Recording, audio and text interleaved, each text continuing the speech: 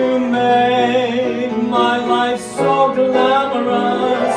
You can't blame me for being amorous. Oh, it's wonderful, marvelous, that you should care for, that you should care for, that you should care for me. There's a bright golden haze on the meadow. There's a bright golden haze on the meadow. The corn is as high as an elephant's eye, and it looks like it's sliding clear up to the sky. Oh, what a beautiful morning. Oh, what a beautiful day. I got a wonderful feeling. Everything's going my way. That boy means so much to me, and you ain't heard the half. His baloney is really worth a try. It never fails to satisfy. I can't do without my kitchen man. But when he comes back, the day is done. The sun will shine. He can come home, things can be. So that he may know to be. Can't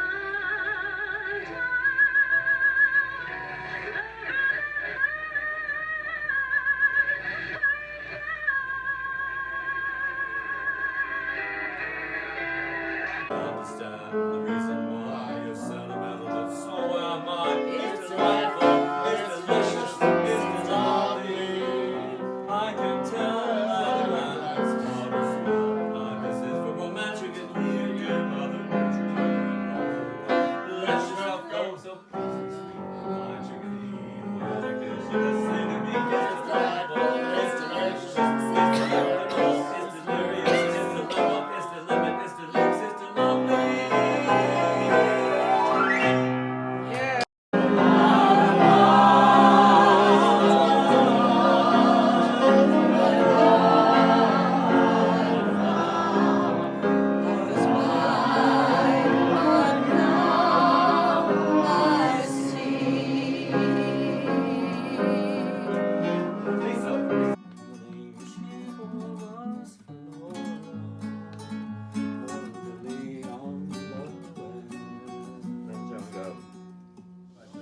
Go ahead. Okay, so,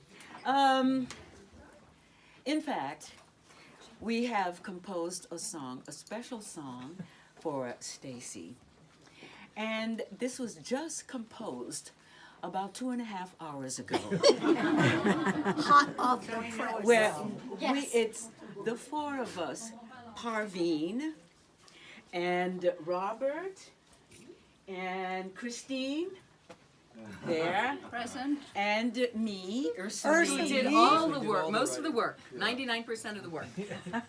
We just contributed it.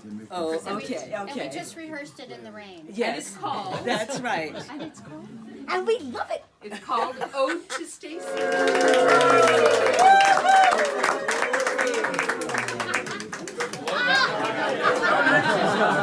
I know, it's scary.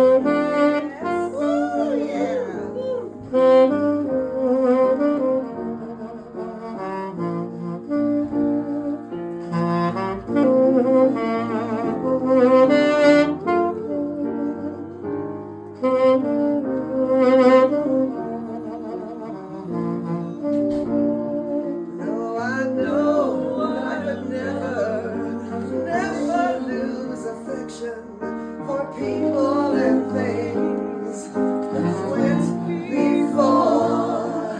I know I'll always stop and think about them. But in my life, I love you more.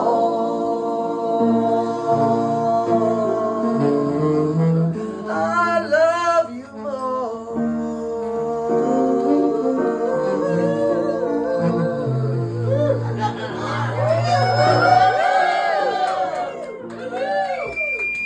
There was a bug in her salad, and so she like took it out of the plate like this, and Stacy walked by and she thought he was the maitre d'. So she said, "There's a cockroach in my salad."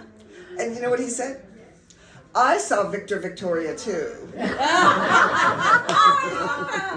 Fall in love, you won't regret it. That's the best work of all if you can get it.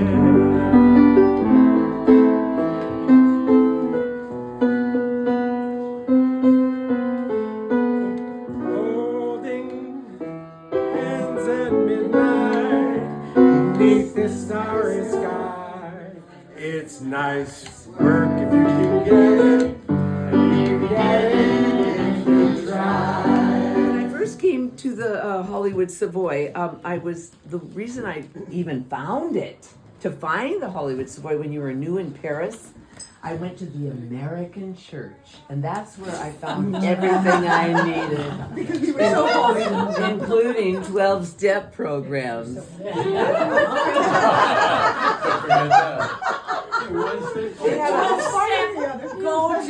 Now on an undertaking to meet the musical director Stacy MacAdams at the Hollywood Savoy, I hustled my bustle to sniff out this prospect to discover who this Stacy was.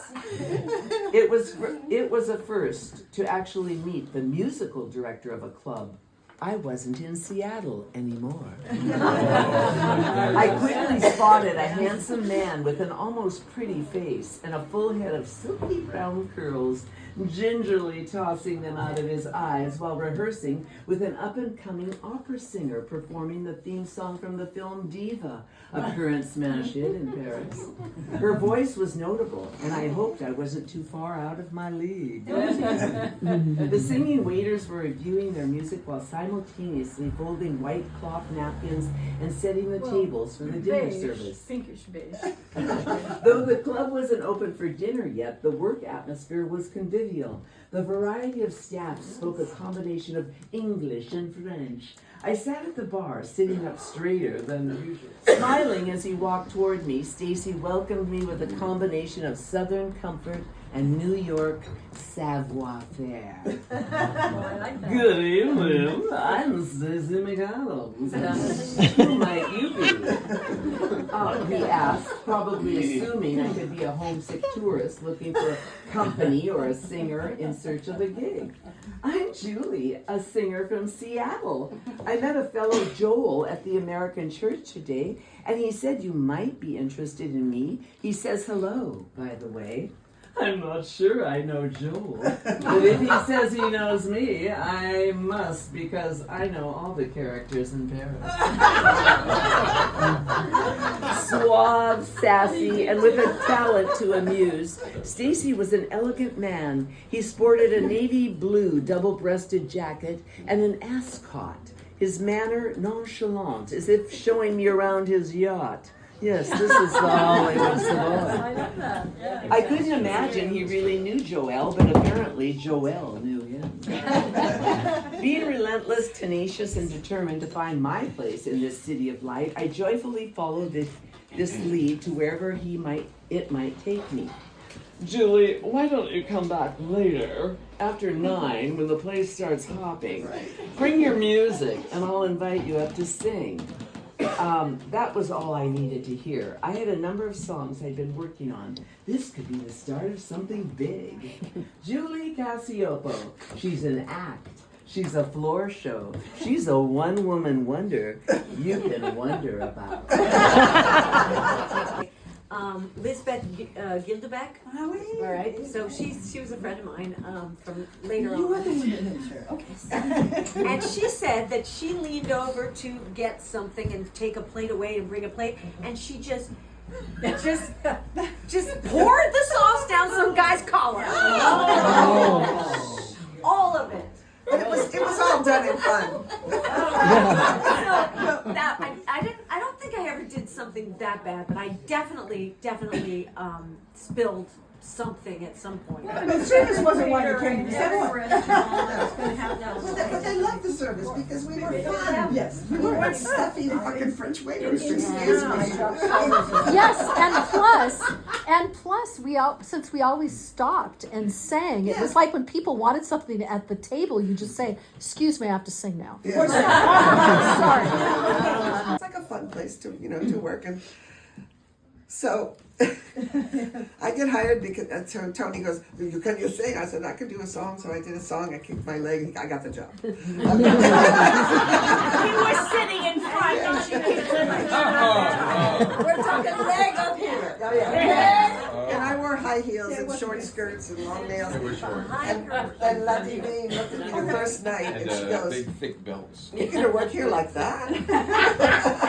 Because you and I think we're the only ones who ran around the in heels. fingernails that freaked me out. I don't see how you could wait tables with fingernails out to your. Well, anyway, so I have just learned how to carry 3 plates.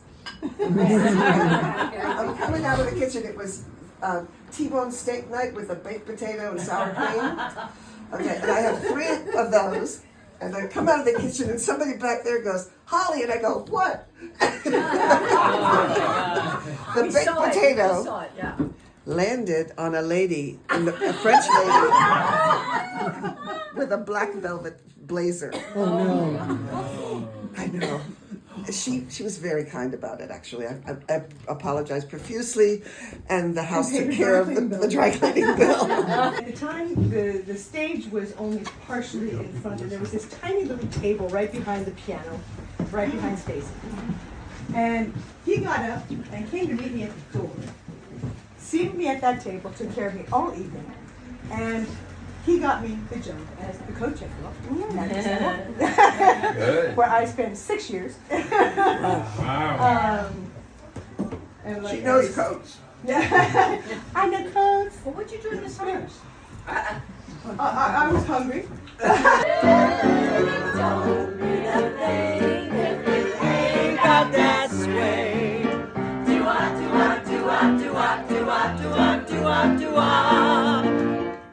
Ad-lib.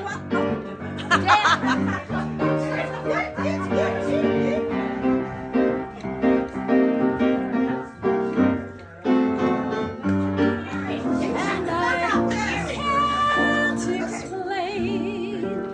It's surely not his brain that makes me thrill. I love him because he's wonderful, because he's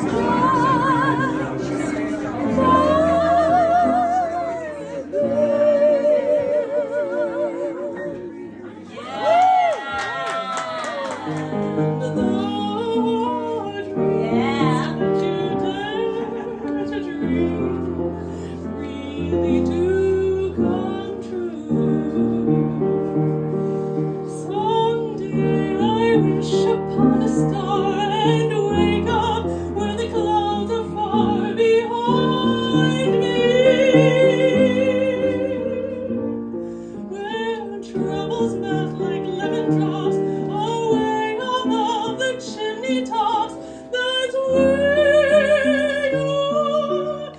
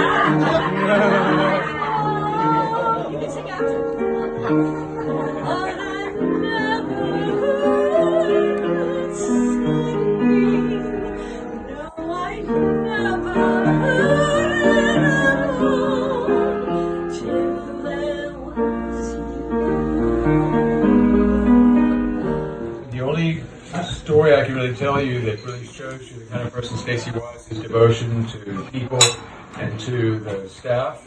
I don't know if you remember, there was a young chef that worked in the back. He was very kind of proud of himself. He was kind of a star.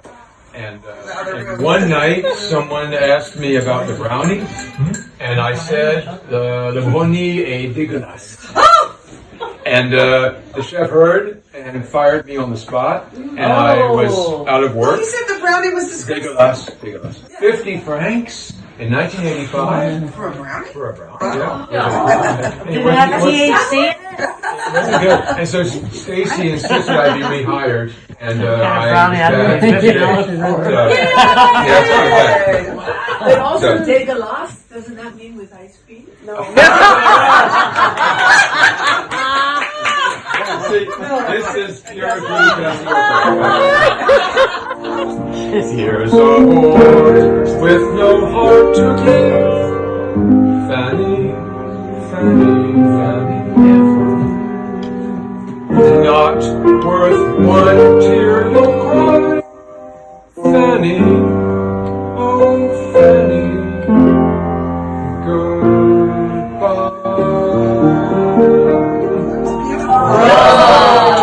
Another singer.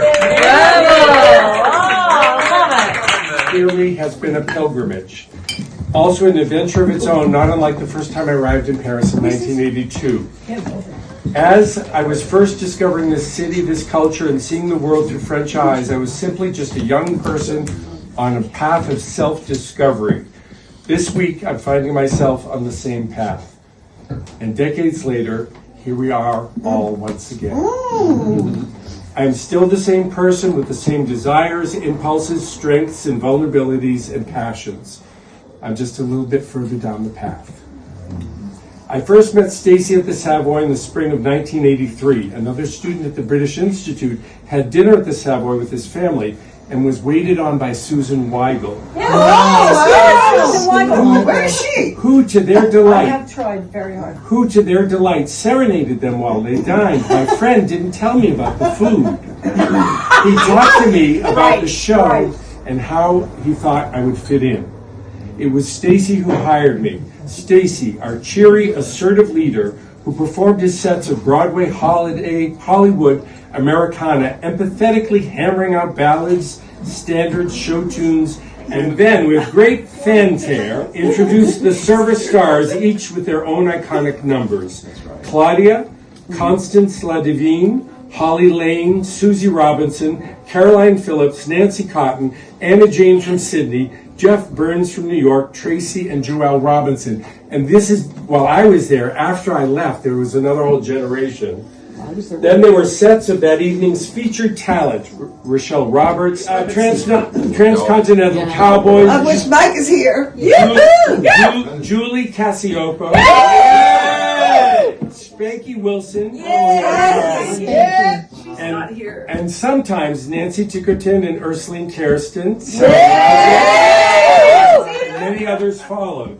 Stacy was the glue. He shaped the evening. And as things developed, he managed the house trio, Eddie Goldstein, Gus Nemeth, and Vic Spitz. Oh, yes. Vic Bits. And later on, the likes of Alain Jean-Marie and others. Stacy had special lighting added, like a spot in the middle of the dining room. Another for singers seated on the end of the bar, and eventually this led to the ritual of Savoyettes dancing on the bar.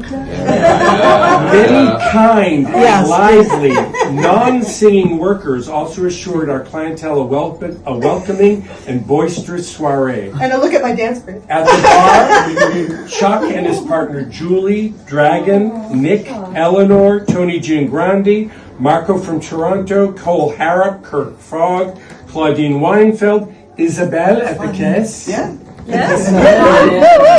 Sandy Boy and Sandy Girl, Sarah Williams from New York, and Bernard from Paris.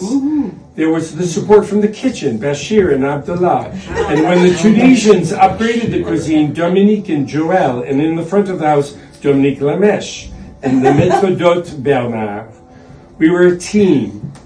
We were Stacy's cast of characters. Yeah. And as a team, we lifted the restaurant.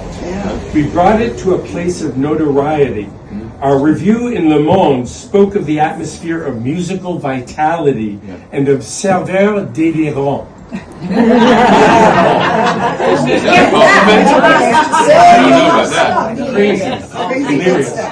We were on the map. Paris had taken notice of us, and all kinds of vedettes swung through our doors to taste our potion. And I won't name vedettes because you just can gossip amongst yourselves. All kinds of stuff.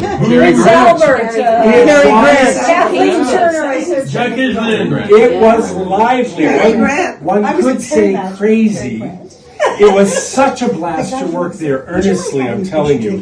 And the money we were paid allowed us sustenance. It paid our bills, so we could risk forging forward with creative projects outside of the Savoy.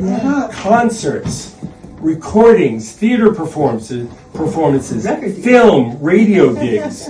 This was, for many of us, a foundational moment in our young lives. Yes. It was our training ground, where we explored and networked and created and sang and sang and sang. I am deeply grateful for this time in my life, and I am thankful specifically to Stacy and to all of these dear friends who rode this wild whirlwind, which was the Savoy, with Stacy at its eye.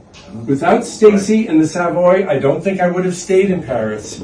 And therefore, I wouldn't have become moitié français, que je suis. And I wouldn't have returned again and again to this grand city where all of this once began in a mostly unknown restaurant on a rather small stage.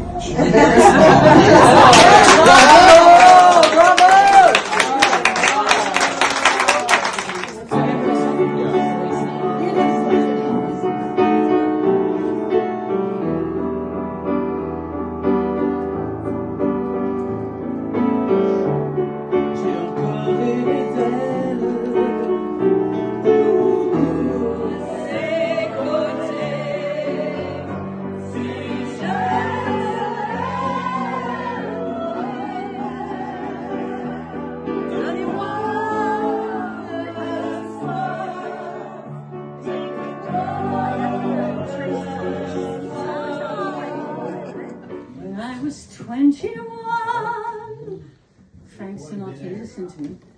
It was the Savoy years. I learned to serve champagne and cocktails without spilling beers.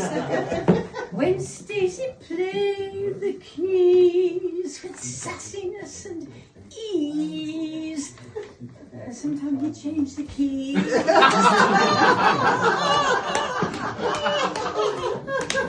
When I was 31,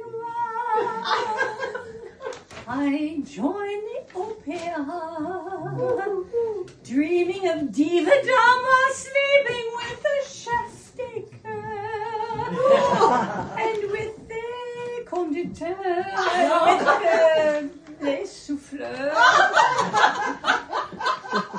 Those years were quite bleu. And now I'm 70. Yes, girl! And I'm a retraitée. My soprano's gone to hell and I sound like a donkey's brain.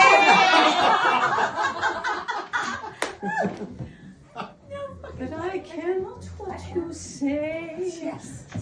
I'm still a decent lady. Anyway, long story, very, very short. I'm thinking you and I met in Normandy, actually. We did. Yeah. And your brother was there, and your, from Berlin. Oh my Yeah. Well, like Thursday night, I really felt like I was in a fairy tale. And anyway, I just want to say that there's a little poem that kind of says what I feel, and that's the secret to having it all is to know that you already do. You're made of love and energy, and there's power inside of you. Focus on the beauty, the joy of this journey in space and air. Friends are like stars. Even though we can't see them, we always know they're there. Love is the only cure for fear. Love the fact that you're alive right here. Mother Nature knows and loves your every smile, your every tear. Your every thought, your every emotion is reflected in this magic mirror.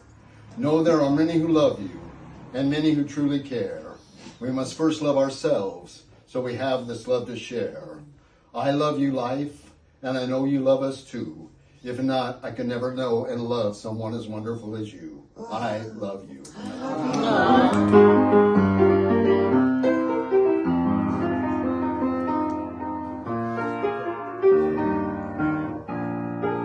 The secret to having it all is to know that you already do.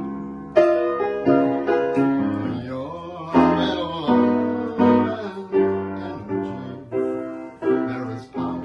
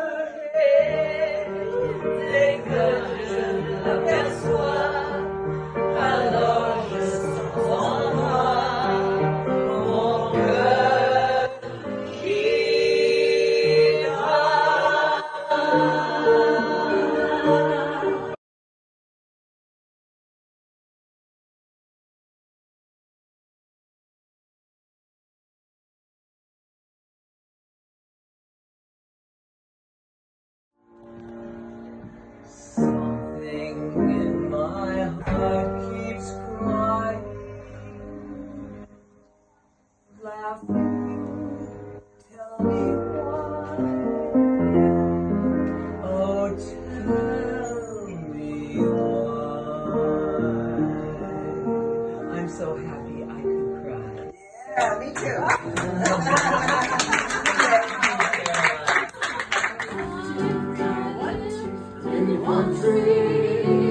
Sometimes I live in town. Sometimes I take vacation to jump in the rivers and drown. Irene, good night. Irene, good night.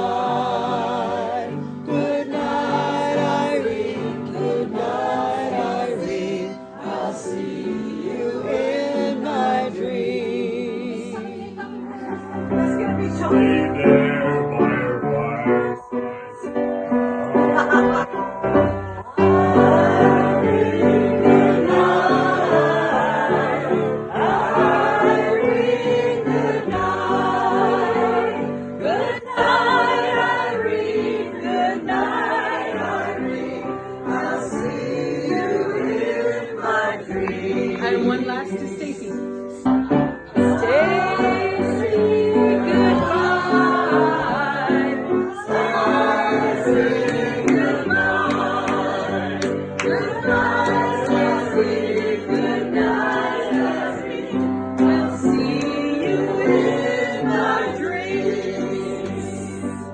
Good night, Stacy. Good night, Stacy. We love and miss you. And we're all here thanks to you. Believe that! Without a director. I'm talking to